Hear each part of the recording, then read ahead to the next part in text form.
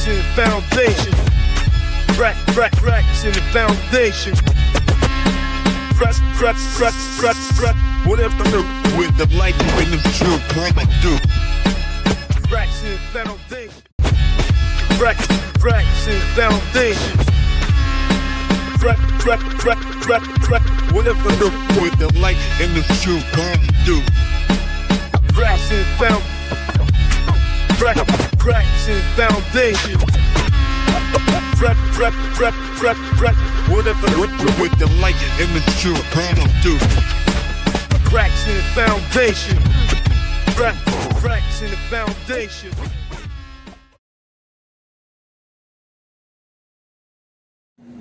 What? Come cuddle with me. Listen, the world's been trying to hurt us. Can we play him? No, it's not okay. You deserve better from me.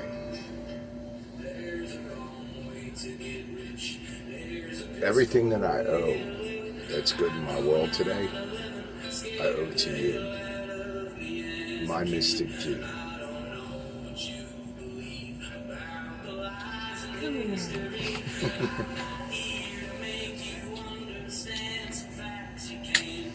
Listen, here's the thing, right?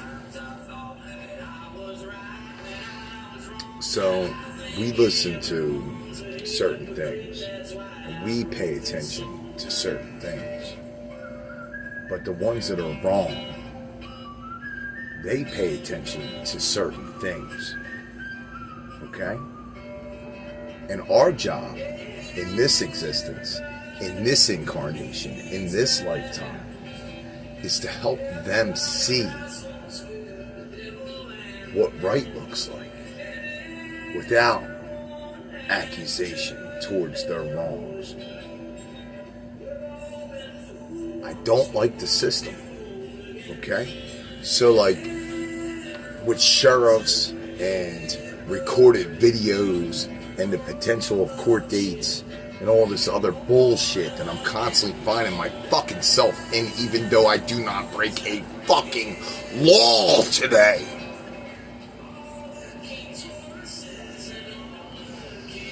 I do not break any fucking laws today. Because I don't have to.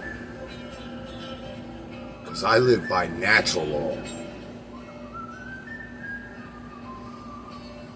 So, I'll tell you, like, why it traumatizes me to have law enforcement, the system, court systems, fucking jail systems, fucking therapeutic fucking bullshit systems in my life today, okay? Because I know no goodness will come from any of it. It's only harm. It's been harm since day one, okay? It was harm towards me, and it's definitely harm towards anyone's children that's affected or infected by it. That's my experience. So I'm going to tell you this story.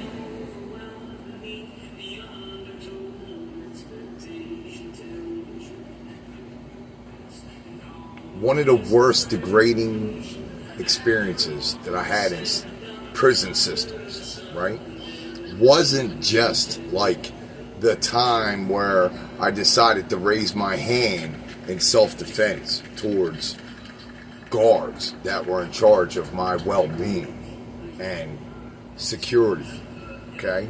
Wasn't just that time where I went out on a fucking rig to another county and the state police officer that picked me up wearing sweatpants, a white t-shirt, and one flip-flop with blood coming out of my face did not ask me what was going on.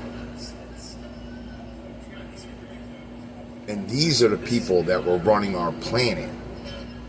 And they're minions of scumbag order followers after the fact. Okay?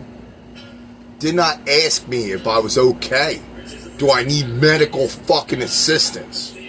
Did not ask me. I went to a court date that day for unsworn falsification of authorities. I told the cops when they pulled me over that I was my brother. because I didn't have a fucking license.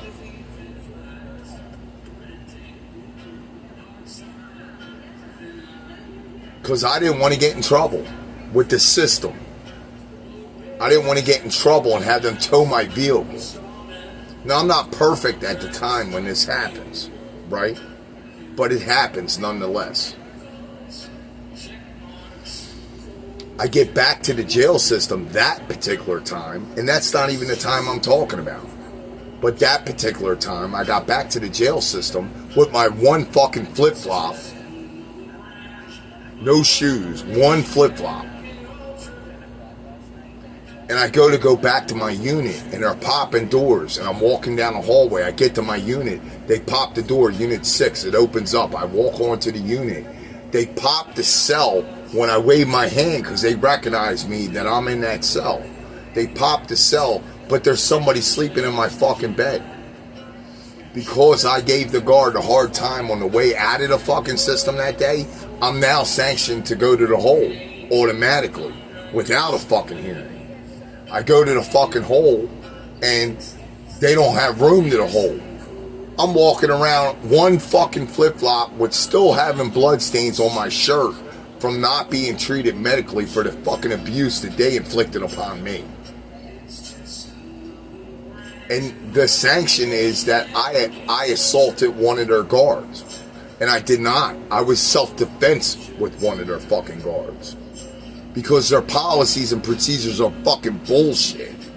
And when you're getting up every fucking day to go to fucking court at 4 fucking a.m., the psychological wearing on one's fucking well-being is understated.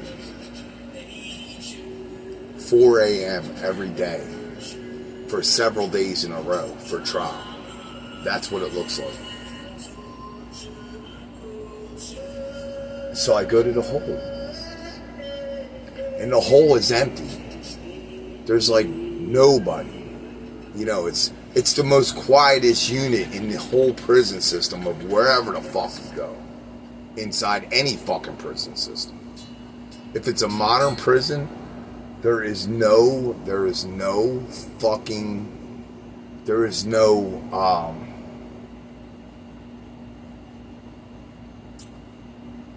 in a modern prison system, if you go to any segregated unit, or ag-seg, they call it, you know, aggravated segregated unit, or,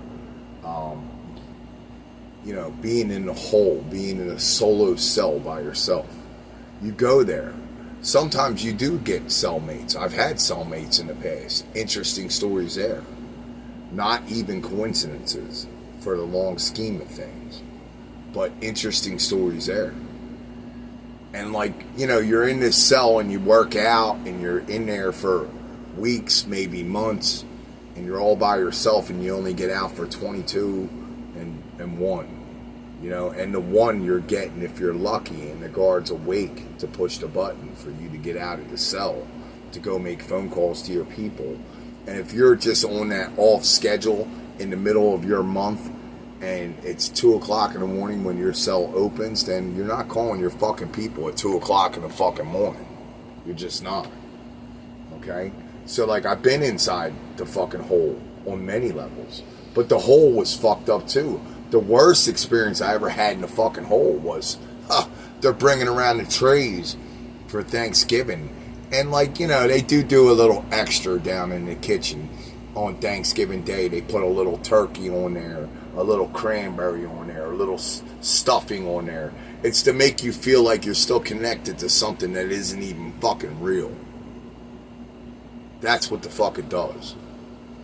But, you know, like, so they bring this fucking tray around and everybody's so fucking happy to get it. Well, within my eyesight from the cell I'm in at the time, I'm able to see a guy who's fucking being wheeled out on a cart.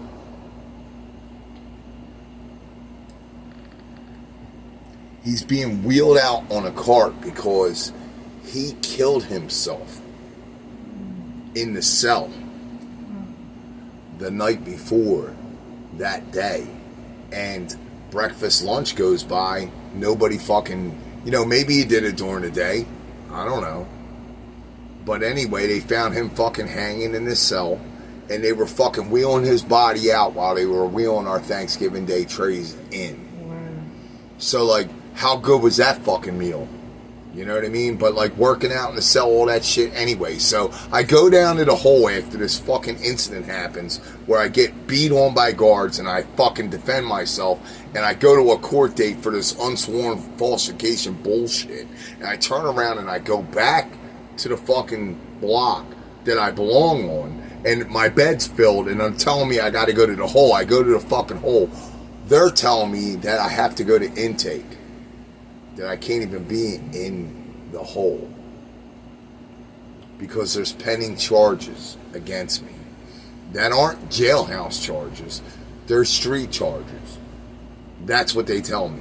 So now I'm looking at, like, when I thought I was getting out in a couple months, couple weeks, whatever, like I had a date. Now I don't have a date anymore.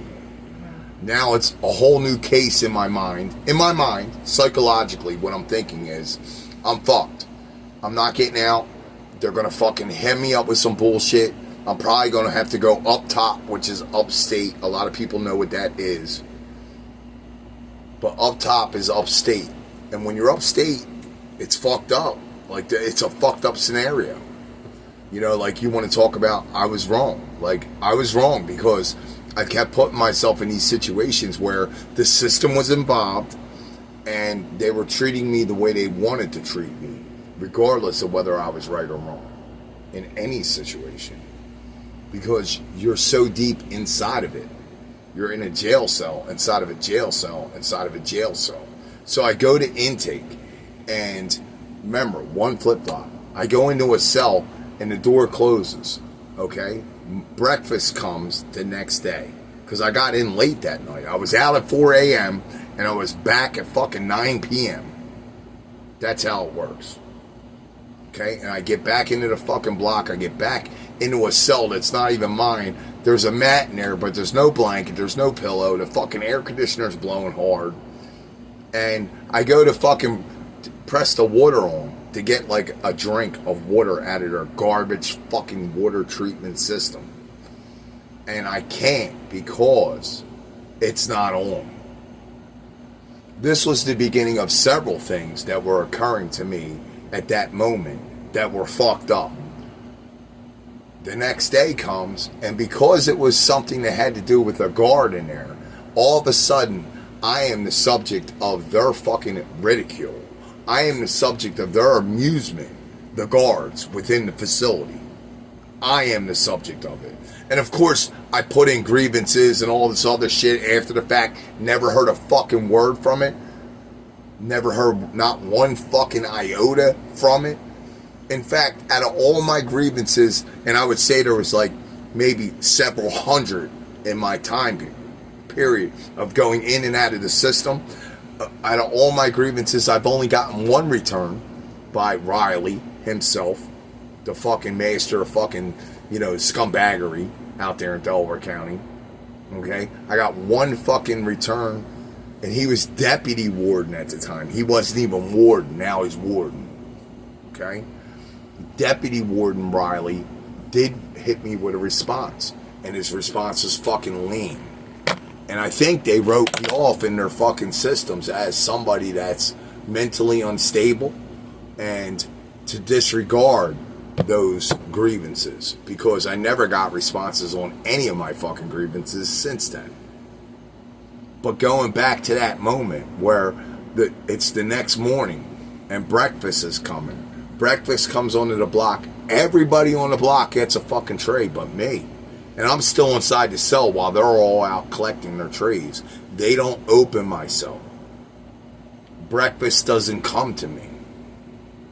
I'm pushing the button because they have a call button inside the cell. Nobody responds to the call button. Remember, the water's still not working in my cell. I'm one sandal, a pair of socks, a pair of sweatpants, and a bloody t-shirt laying on a fucking rubber mat with no toilet paper. There was guys on the block that felt for me, okay? And they were, like, I was talking to them through the door while they were out in the day room. And they would try to sneak stuff to me, like food and toilet paper, and even a bar of soap. Like, how valuable was that at the fucking time on day 3 of them not feeding me, of them not providing toilet paper for me, of them not even addressing me? I had a sergeant come on the block. I had a lieutenant come on the block. Both of them came up to my window and smiled in my face and said they were going to correct the problem, and nothing fucking changed. 5 days go by, and thank God for other inmates on the block from the city of Chester, from fucking Darby, from Upper Darby, from fucking Media, from Chichester. People that knew me from years and years and years of coming in and out of that fucking system. How many of them fucking came to my door and slid shit under it that I needed? Toothbrushes, fucking whatever, you name it. And even bags of fucking water. Because if you know how to do it right, you put the fucking paper in the door crack and you angle it so that you can catch the water in the bag under the lower part of the paper. And the other person pours the fucking water slowly enough so that it seeps through the crack of the fucking door and goes into the bag so that I can have water. Wow. Yeah, that was people that loved who I was at the time. Even though I wasn't perfect, I wasn't a fucking somebody that you just cast aside because I stood up for myself that day. And because that individual had a uniform and I didn't. No. You know, and that's not even the worst incident. That's not even the worst incident. Eventually I got back to the block. They gave me like a hit. You know, it wasn't much. And I went back to the block and they didn't charge me criminally that time. I've been charged criminally inside the jail systems. It's not a fun experience. Because then you're in jail, inside of jail, and no matter what's up, whether it's the end of your fucking sentence or whether it's a fucking bail hearing, everything's fucked up when you're in the hole coming to everything. Because you're wearing reds like you're a fucking murderer. And they treat you crazy. Handcuffs, all this other nonsense. That's what goes on. In the history of Delaware County Prison, all my years in and out of it, like 8, maybe 9 years, I have not ever experienced what I experienced one time in there. I've never seen anyone else experience it. And I would be the guy that during my 8 to 9 year time period in there would have came across at least one fucking person that had experienced it. Because I was writing motions and fucking clogging up the district attorney's office. I was that guy. They didn't allow me to go to the law library. I had to send other people to the law library. And that's after getting fired from working there and never being allowed to go back there as a worker after helping people. You know, when you're on those max units or the whole, you can't go to the law library. You got to have a clerk, which is another inmate, take requests down to it, and then they come back with their... Could you imagine fighting a murder trial from a situation where you're telling an inmate what you need and they go and get it and bring it back to you? And that's you working on your criminal defense. Could you imagine? Especially if you were innocent, or at least was justified in your actions. See, we could talk about that another time. We could talk about that another time, being justified in your actions. I saw a lot of people that weren't justified in their actions. But, you know, like, most of the shit that I had occur to me that was negative inside the jail system was my own bringing upon. All I had to do was be an order follower. All I had to do was ignore injustice. Listen to me, if I ignored injustice, I could squeak by without any fucking repercussions. But I didn't ignore injustice.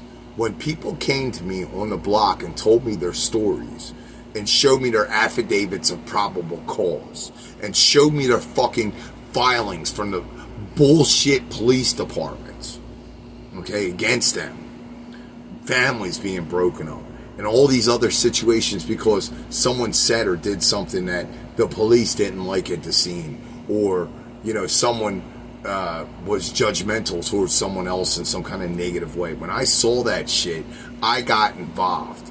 I fucking wanted to know how to help free this person in front of me.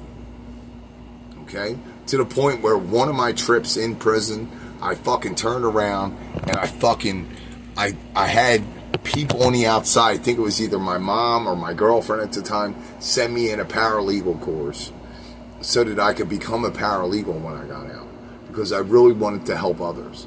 I also got involved with the prison society and was trying to tell them what the fuck was going on, but they couldn't hear me. You know, like, there's registered complaints under my name within the prison society's archives. Go look. So the worst experience that I ever fucking had inside of the jail system. Like, you want to know why I don't like the fucking system? I don't like having sheriffs in my life. I don't like standing in front of fucking people of authority and have them tell me anything. The reason I avoid them motherfuckers like the plague is because I've experienced the fucking lowest of the lows and the highest of the fucking highs when it comes to this bullshit. Okay? Like, do you know what it's like to have a level of camaraderie with a bunch of fucking criminals on a block where you feel like you're amongst your people? Do you have any fucking idea what it's like to go to bed hungry, under medication that you didn't want, or with medication that you sold that you needed because you were hungry? Like, let's talk about it. Let's talk about all of it. Because it's like there's so many layers and multiple levels to it. But I knew I was getting close to the end of my time in jail, because the whole block would be gathered around the TV that's positioned in the center of the block for everyone to watch. And they would all be watching it, and then they would host their fight club, you know, afterwards. Their fight club, which is a cell where two people go in, and for several fucking soups and some like beef jerky maybe. Wow. They would go into the cell and they would fight each other. Oh my God. Like really punch and beat on each other on a physical level that most people would not be able to fucking deal with. Okay? And you got the guard in the bubble knowing what's going on, and may even, depending on the time period and what who the guard was, may even have a fucking financial interest in the winner, because they gambled on the fucking individuals as well. Like, I really want people to hear that and like let that shit sink the fuck in. Fight club in the jail system, sanctioned by guards who are gambling on it. Like, you don't want to know the fucking truth. You want to fucking stay nice and comfortable in your fucking house with your electric and your fucking internet and your fucking burgers and fucking beer. You don't want to know the truth. But you're going to find the fuck out. People that think they ain't going to jail, they're going to jail. They just ain't experienced it yet. They will. Most people will in this lifetime. If you live through what's going to happen during the next couple fucking years, you think they're going to stop at immigrants and ICE? There's no such thing as an illegal fucking person. I was considered an illegal person. I am not illegal today. I live under God's laws, natural law. You want to know why I fucking hate the system and the sheriffs and the fucking court and the fucking judges and the black robe motherfucking cult bitches that think they got some kind of fucking upper hand on who the fuck I am and what the fuck I'm doing here. You want to know why? Okay, here's the last story. The last one. The reason why I don't want to fucking be involved with sheriffs, cops, court systems.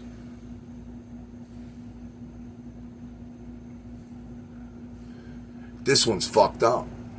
It's real fucked up. And I think about it all the time sometimes. So there was a guard inside of the jail system. A lot of people knew him as Dick and Balls. African individual. Okay? I don't know if he had a fetish or if he was just like that diligent about his job. He was pretty smart, so he was covering his tracks well. But his nickname amongst the inmates was Dick and Balls. And I know that there's people that are listening to this right now that have been around this fucking individual. And you can comment in the fucking comments below about this fucking scumbag individual, Dick and Balls. Dick and Balls came onto the block and was going around and fucking with people. Yeah. And, you know, like, I'm down there playing cards. I'm fucking doing what I do to, like, make time pass. Having, you know, conversations with people, whatever. Playing chess or checkers or whatever. Waiting for my phone time. Maybe waiting to get in the shower. Maybe waiting on a fucking cheat sheet that people were making on the block. Maybe. And this motherfucker comes on the block and he decides he's going to go cell to cell and like check around and do whatever the fuck he's going to do next, right? He ends up at my cell and so he ends up at my block. And he's going cell to cell, and he gets to my cell. And he yells, who's in this cell? Now, mind you, my cell that he's talking about is in the corner of the jail block. It's closest to the showers. Okay? Not like down the unit or down the block. Like, I'm closest to the showers. Okay? And he says, who is in this cell? And of course, like, everybody ignores this motherfucker because he's such a fucking clown. Bottom line, nobody fucking pays him any fucking mind until he's literally like turning TVs off and like getting everyone's attention. Okay, now everyone's attention is focused on him because he shut off their entertainment. Right? Does that make sense? Yeah. So now the focus is on him. And his words are, who is in this cell? And of course it's my cell. So I'm like, me. And the other guy, my buddy Mike, he was a little squirrely. It's okay. I'm not mad at him. He didn't fucking say it was my cell. You know, like I said it was my cell. He says, cell search. So what that means is he has the ability to go into the cell and search it. And it is up to me now that he's identified me as the cell resident that I have an option. I can go up there and witness it, or I could just ignore it and let him do whatever he's going to do. So, of course, like, I'm like, do what you're going to do from the table, because I'm not climbing up the fucking stairs for your nonsense. Just not. That's just how I was. I was like, you know, do whatever the fuck you're going to do, bro. Like, everybody, anywhere. Do whatever the fuck you're going to do, bro. He goes into the cell, he comes out, and he's got a Ziploc bag in his hand. And he's holding this powdery substance inside of this Ziploc bag above his head like he struck gold. He struck gold. And I'm sitting at the table looking at it, and I know exactly what the substance is. I bought it for like, I don't know, a couple soups. It was garlic powder. Because I like to put garlic powder in the chi-chis and the food that we make on the block, on the unit. You know, it's not like I'm taking garlic powder and putting it on the tray. You know. It's not like they're sending garlic powder in containers down to the units for people to put on their food. when the trays come on the block. It ain't like that. That's not what I'm talking about. What I'm saying is that I had a hustle with somebody that was hustling stuff from the kitchen.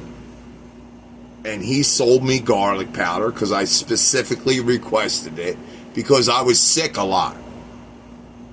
I was sick a lot inside the jail systems and their food and their fucking water and their lack of fucking nutrition. Their lack of holistic approaches. I was sick a lot. So garlic powder was one of the things that I was using that I had access to that could help me.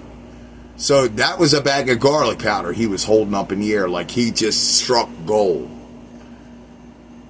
He said, both cellmates of this cell come forward. You know, something along them fucking bullshit ass lines. Dick and balls, remember? Dick and balls. And I'm like, that's me, bro. That's mine. And I'm fucking laughing. Because it ain't what he thinks it is. He thinks it's drugs.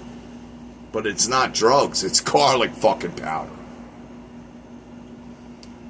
And me and the other cellmate go upstairs. I take full responsibility for the garlic powder. Abso-fucking-lutely. I would not put Mike or any other fucking cellmate or somebody I never even fucking met before through some shit that has nothing to do with them and only to do with me.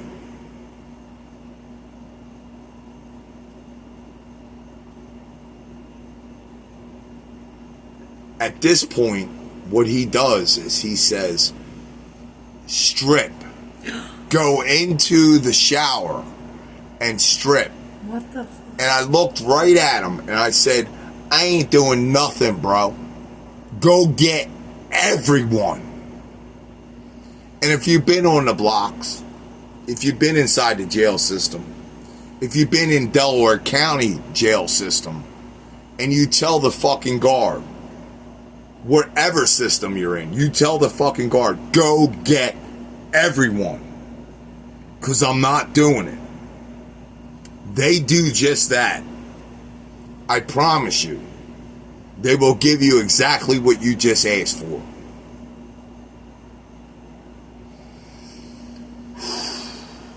It's deep. It's fucking deep. Like, they come onto the unit, like, in riot gear, with cameras running, video recording it, which doesn't exist today, by the way. If someone can get me a copy of that, I would love it.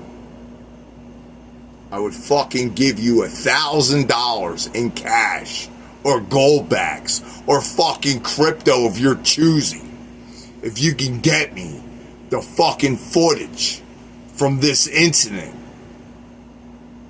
Because it doesn't exist. I promise you it doesn't exist.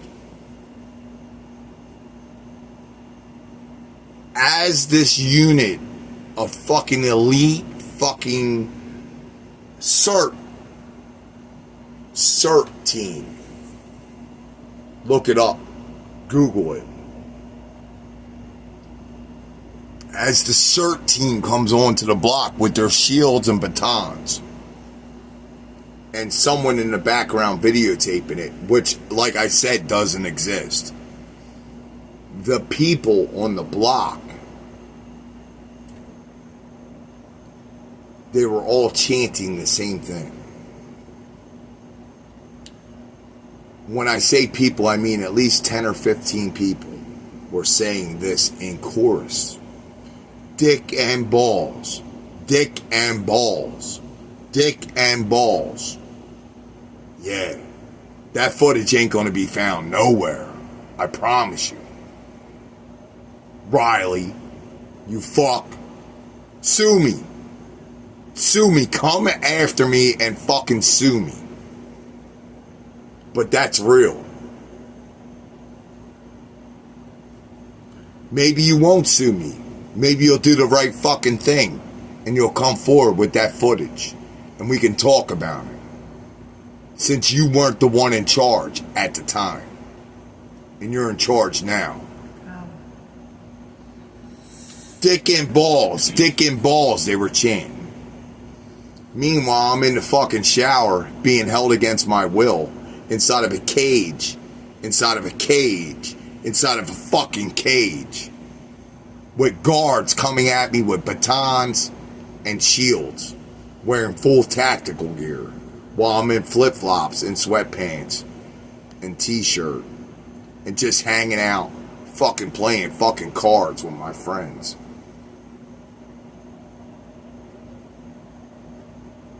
Over some garlic powder, which I told him it was garlic powder. How fucking obvious is garlic powder?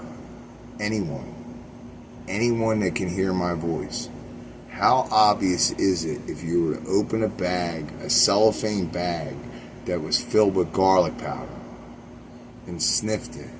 How fucking obvious would it be that it was garlic powder? I just want you to ask yourself that question before I tell you what happened next.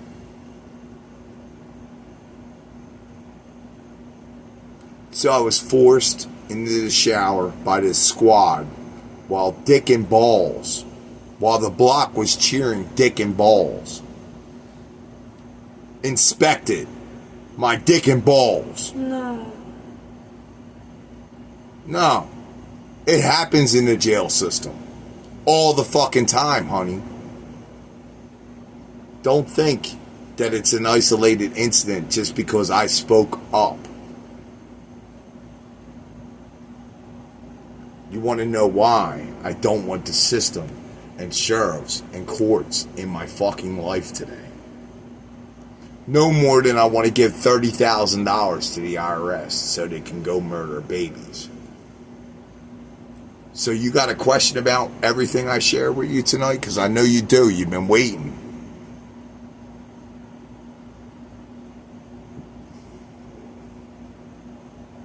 Remember, I was wrong. Part 1. I was wrong. But it's easy to be fucking wrong when everyone around you is wrong. Everyone.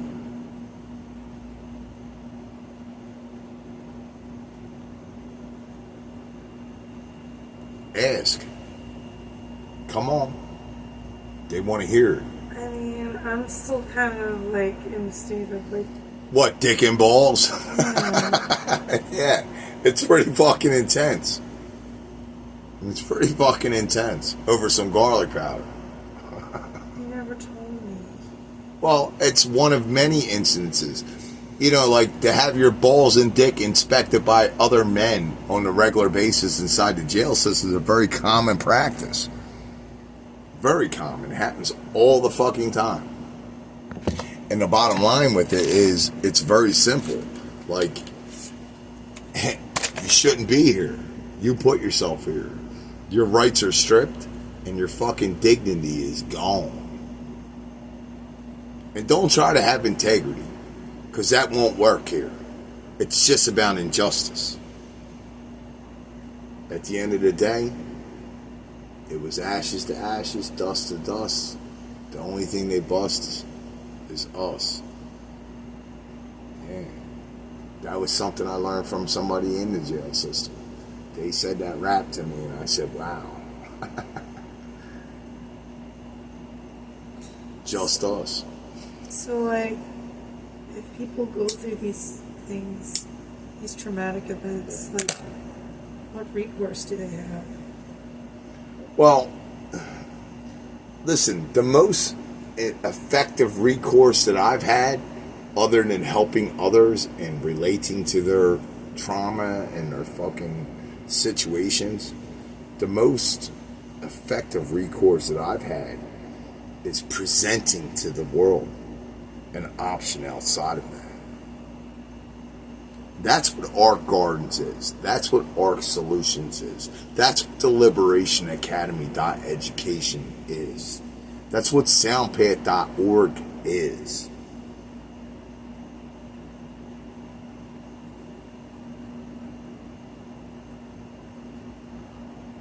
That's the recourse. To teach our children, to care for our animals, and to admit when we were wrong and what we're going to do right next. individually, on a community level, or, you know, bigger. So basically, there's no way to go after these people. We don't have to. We don't have to. Listen, those people that I mentioned in those situations, Dick and Balls, Riley, all of them, like, the bottom line is that they don't have to answer to me at the end.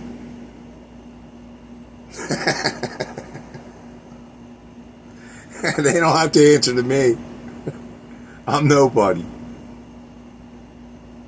But I'm everybody. And here's the facts. You ready? The person you're going to have to answer to is yourself. And you'll get that opportunity, whether you ignore it now or it happens the moment you pass over. That's my experience.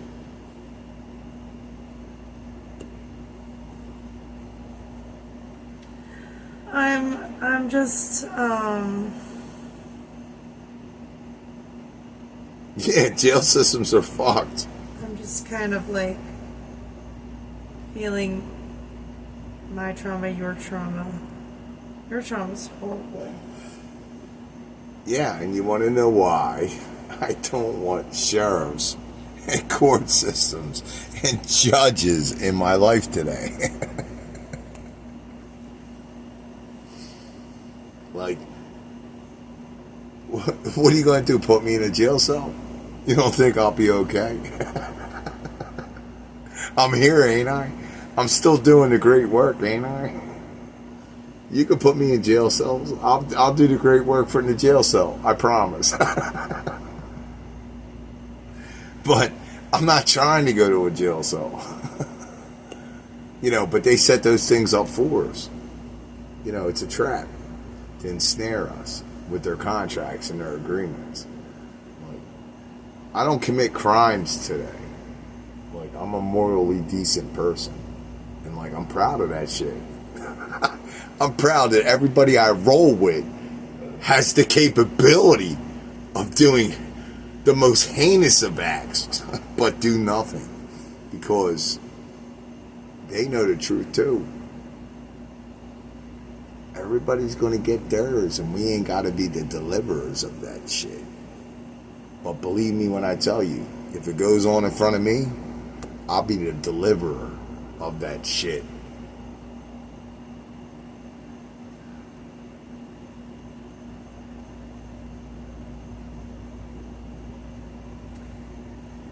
I remember one time I was like called for jury duty. This was before I kind of started the One Great Work, and after I started, What state was this? This is California. All right, California. Because I was like, you know, a voter at the time, and you know, when you register, you end up getting called for jury duty and stuff. So I got called for this, like, I think DUI case and for jury duty, and we're going through voir dire, speaking the truth. And the prosecutor was the DA was asking everyone, you know, just kind of general questions. And then, you know, at one point, I spoke up. I forget what the exact question was, but I was like, I think it's immoral for me to, like,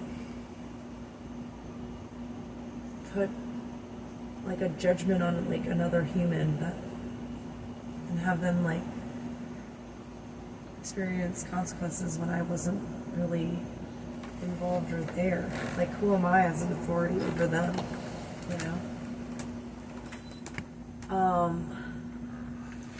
And then I also talked about how I think the justice system is not really,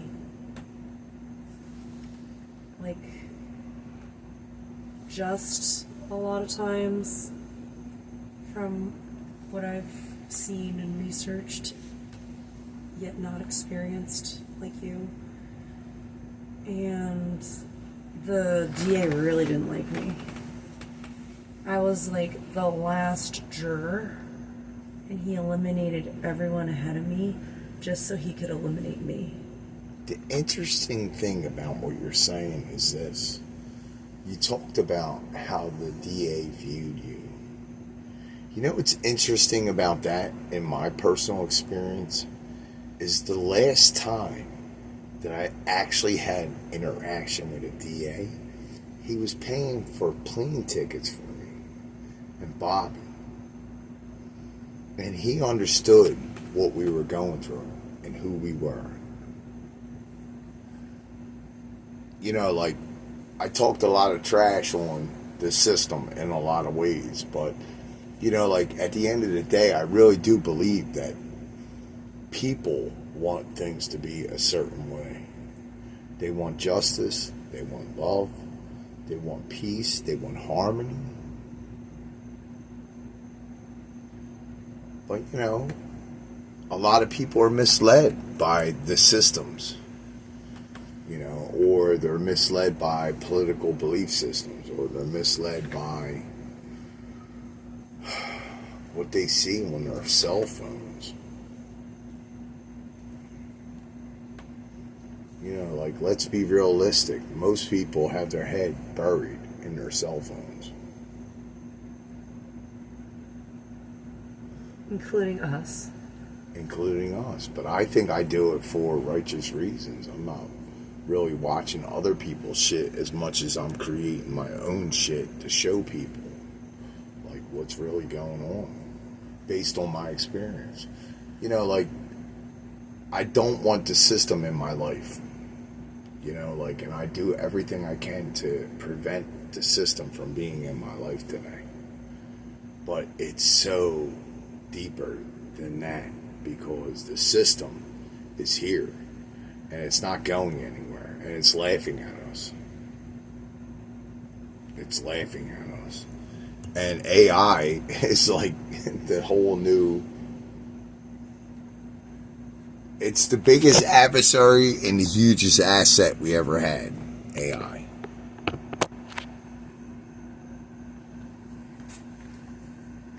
You know, you talked about the system and, like, justice, and, like, when I went up there for the testimony against a friend of mine, a former friend of mine, when I went up there and did that, that's like the last interaction I had with courtrooms and POs and, you know, whatever, you know, like, whatever reason, whatever thing, you know, that was my last, like, interaction.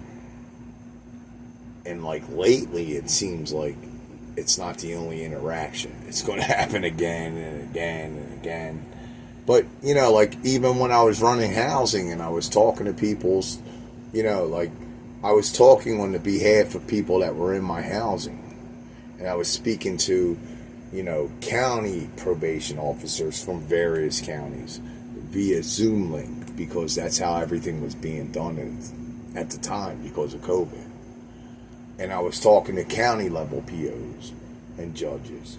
And I was talking to state level POs and judges from multiple counties in the tri-state area. Everywhere from Jersey to Delaware to all the surrounding counties of Philadelphia, Chester, Bucks, Montgomery, and Delaware County especially. And I spoke to these POs, and then on the federal level, like, I had someone in my housing who I allowed to have their son come and visit for the weekends. Like, unheard of inside of a housing situation. Right. You know, him and his son would do activities. They would get involved with some of our volunteer organization type stuff. You know, where we'd be out in the limo down in Kensington, like, giving out bottled water and trying to get people that wanted to get help in the back of that limo named Angel to go to a rehab or a detox facility. Like, yeah. Like, you know, I deal with some trolls online, and there's a lot of people that want to talk a lot of stuff, but, like, unless you're out there doing something for somebody outside of yourself, like the lowest parts of humanity, the middle parts, the fucking highest levels, people that think they're fucking free already. Unbelievable that people walk around thinking they're free.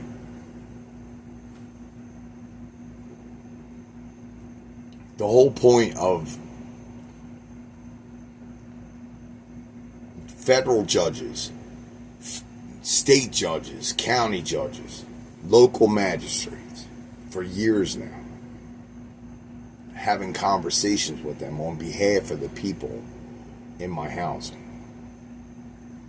You know, like that's a different kind of approach. Like, that's me pulling up next to any cop anywhere and saying, I'm on the winning side today. Me. And what I do. Not because you allow it, but because it's a fact.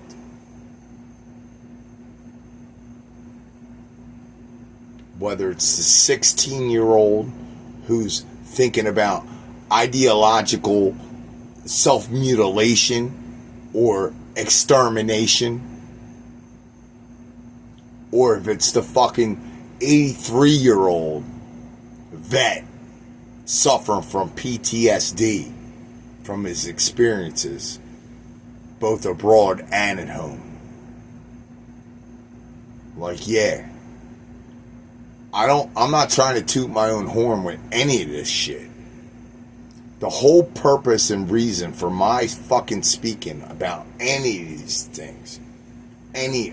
these things, is to tell people what the fuck is really going on. Cracks in the foundation. Like, it's not just an individual journey.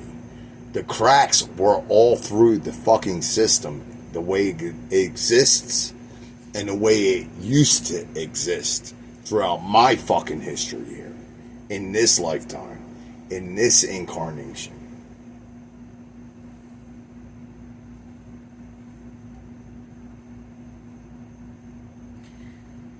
What's it like for you to witness children interacting with the justice system? Horrific. Because first and foremost, children shouldn't have to be subjected to authority. And the very first thing that happens in any court proceeding, any mental health intervention, any kind of guidance, counselor, or teacher relationship with a child is this. That individual has authority over the other individual, the child. That impacts and influences the entire fucking spectrum of everything that happens next, no matter what the presentation of facts, information, situation, experience is.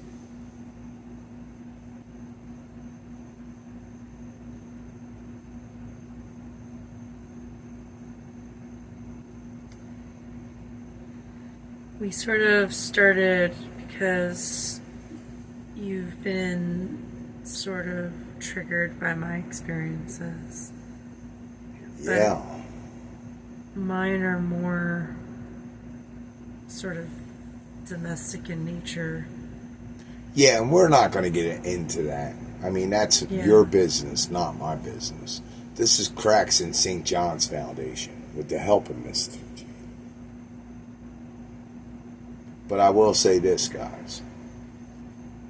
I guarantee that you have some interaction with the system in the nature of the beast we are talking about. And it's up to you whether you continue to participate in those activities. Me and Mystic G, we'd like to encourage you to get out of that system, to get out of those obligations, to become your own authority and your own definition of the G. Generic, generative principle. To create your own reality.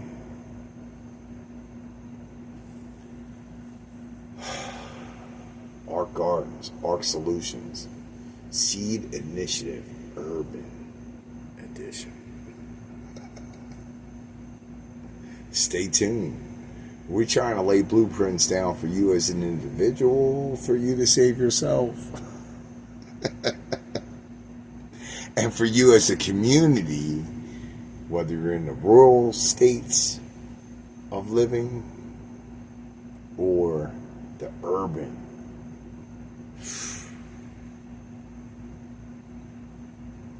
Someone was just shot and killed around the corner from where we're putting up this food forest thing with the animal rescue, Chester on tap with the sanctuary, and that people helping people, community gardens, sponsored by Howard, Bob, Tortoise King, Acoff, St. John.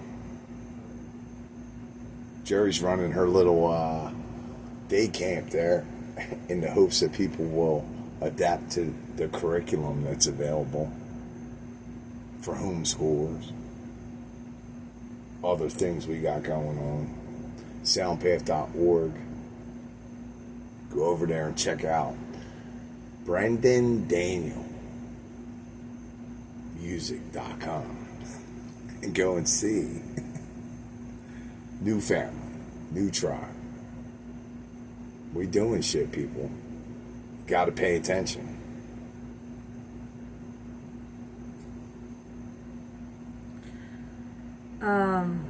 Yeah.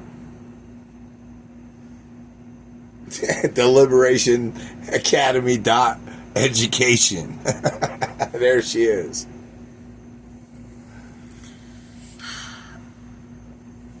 I just gotta be honest, Sean. It's like it's really hard to do the one great work and to create this new reality when I'm being sucked into other people's version of it, you know? And then I get caught up in that matrix. And I don't want to be. And it's like every day is like a choice, you know? Because I do have to interact with it right now for a time.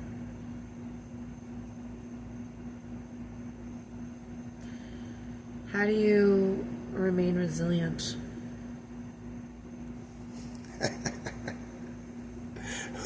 That goes back to my near-death experiences. Resiliency just becomes part of who I am because I know the difference between what it's like to cross over in a selfish mindset versus what it's like to cross over in a mindset of caring for others and doing more for humanity. Like, it's that simple. Like, I just wish that if you were going to clip and, like, rebroadcast anything from what I just said about all this bullshit and what's going on next, like, that's the thing. Your relationship with this 3D environment here right now, by contract, by you, before you got here, is directly proportional to what's going to happen to you when you cross back over. Because you're going to cross back over. Go to the other side and see it from a selfish point of view, and you'll never want to go there again. I promise. But go to the other side with the help and hope of others in your heart, and I promise you, you ain't got no problem going over there again.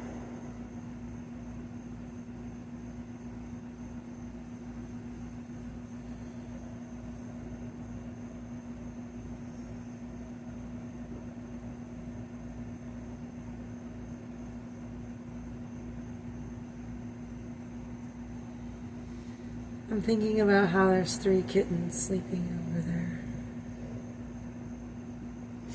And, like... Should I stop the recording? No. Are we worried about the kittens? No. Yo, because cats it's like take life care of and cats. death. Listen, if you raise a good kitten to become a good cat, she will be a good mother to kittens. That's where we're at with that. And those kittens are very well cared for. Absolutely. She's a good mama. Her name's Histler.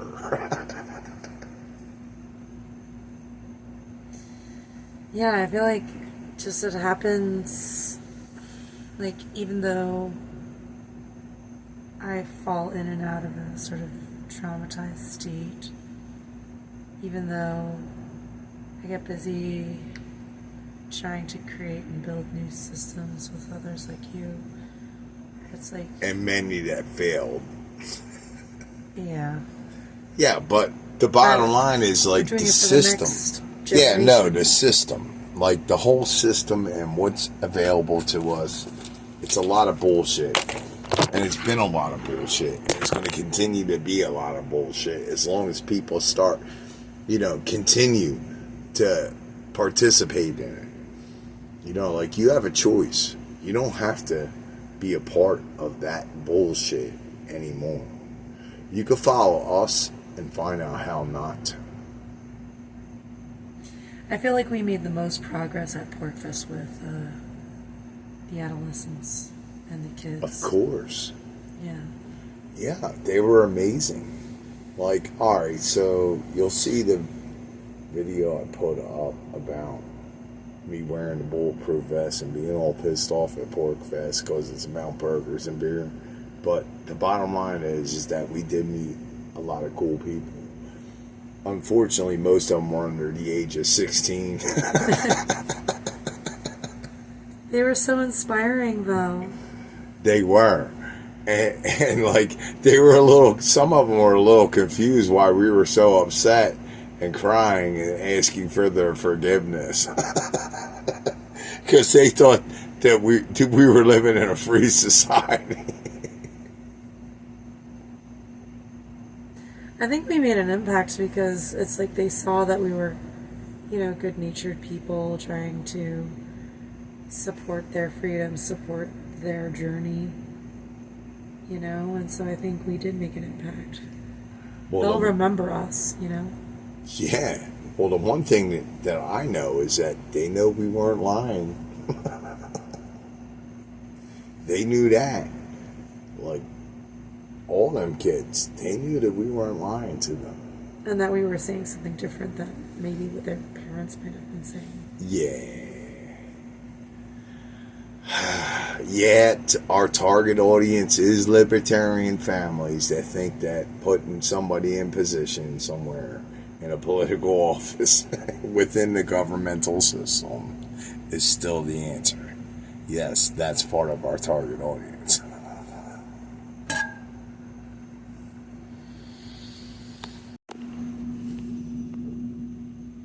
So, one thing that I find kind of like disappointing about libertarians is that there's still this element of them that respects authority, and I'm thinking about your experience that you shared with this dick and balls person that's now being upheld as an authority over... No, it's not dick and balls that got upheld. Okay. But the person that I wrote the grievance to was Deputy Warden. Not Warden, but Deputy Warden. One of several Deputy Wardens. David Riley. And David Riley became Warden. Okay. But nevertheless, it's he's aware of what this dick and balls person is doing. Everyone in the tactical gear witnessed, not just you, but all the people that he's victimized. And it's what, they all let it go on. This is 2008. 2007. This ain't even nowhere near now. And it won't be. Because, these people and what they do, the biggest problem with the system as it exists is that it employs people from within it in its future. If by some chance, maybe the system could be improved in some kind of way, the one thing that should be absolutely required is that, well, first off, everyone should, if you're involved with the system on any kind of level, you should have 24/7 body cam on you. Just saying. Like you're the person representing our world. Like, we need to know everything except for when you step into the bed. I'm just saying. You know, like, if you want true transparency, and that shit should be live streaming, it should be a link available to all. Yeah, do it that way, and maybe we'll start believing you. Maybe. But the bottom line of what I'm saying is that, you know, like, you got these fucking people that we put into these positions throughout the history of voting and all these practices. And, like, you know, like, any government organization or policy creation maker, like, let's be realistic. I work within systems. You work within systems. You being education. Me being mental health and psychiatric and rehabilitation, drug and alcohol, right? You being education on a level of what? Say it. Well, now or back then? Well, back then, you've been involved with education on how many different levels, son? Well, I was a private school teacher. I was a public school teacher. I was general education, special education. Also taught in college as a, I don't think I told you, I was a lecturer. I also worked one-on-one with college students for like their writing and stuff. And I've trained other professionals in like the niche area that I've specialized in. And I think there's something to be said of certain aspects of education, but the compliance with authority aspect is really abhorrent. And also the lack of, you know, critical thinking, because that needs to be taught, you know, through the trivium. I sort of discovered the trivium without knowing what to call it. Right. As do most logical people. Mm-hmm. Like, without the information, you can't move forward. Like, that's just like common sense for most people. Unless you're preoccupied with, you know, addictions or mental health or whatever. Right. I mean, I've always been like a kind of curious person, so like I'd write like research papers for fun and stuff when I was in college. But anyway, I think yeah, but you come from like a background of like serious like hands-on education with kids from various dialects, you know, cultures, financial ends. Inner city, yeah. Yeah, like you've been all over the spectrum. Talk about it. Yeah, I've worked with like Silicon Valley rich kids and like inner city kids that are from sort of undocumented families, only speaking Spanish.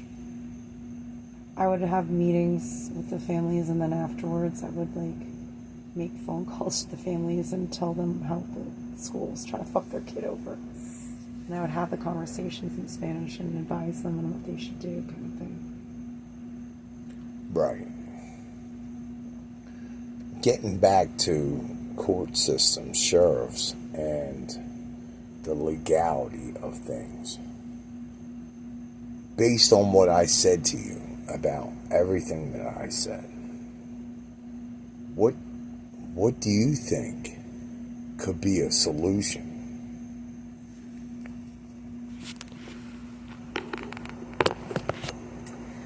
When it comes to the self-defense principle, I kind of feel a certain level of nostalgia for the Wild West days. There's a sort of like simplicity to justice. Instant justice. Yeah. Yeah. But I also do think, based on my own experience, my own shadow work journey, I went from like being a brainwashed, liberal, to being someone who's able to see past the right-left dialectic. And I changed, and I think, you and I are both examples and inspirations for ourselves to show other people that change is possible, that we can all be visionaries. We can all create or co-create something new, different from the intergenerational traumatic systems we grew up with, whether it's the medical industrial complex, the legal system, the prison system, the criminal justice quote-unquote system, education, government, of course. There's got to be a different way, a decentralized way, a way that respects people's freedom.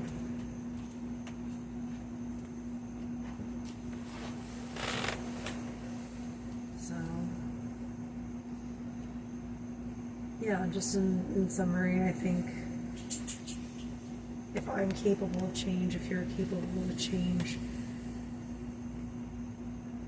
as angry as I may feel towards, say, the libertarians at PorkFest, sponsored by the quote free quote state quote project, which is already oxymoronic. One cannot be free in a state.